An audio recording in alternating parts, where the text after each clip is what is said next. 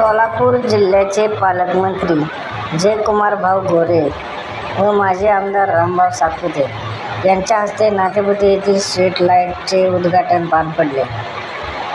संपादक प्रमोद अरुण माने, नातेपुते. अशा नवनवीन घडामोडी पाहण्यासाठी आमच्या चॅनलला लाईक आणि सबस्क्राईब करा. धन्यवाद.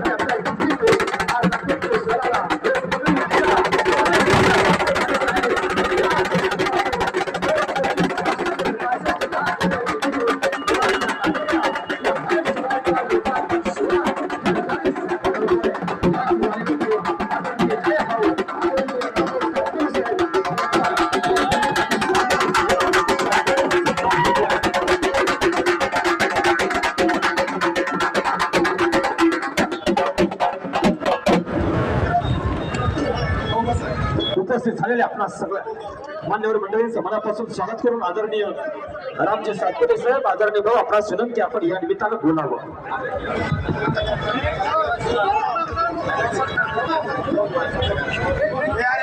सगळ्यांनी खाली बसा ना, बसा. सगळ्यांना बसा, इथले बसा. आम्ही सगळ्यांना बसवा ना.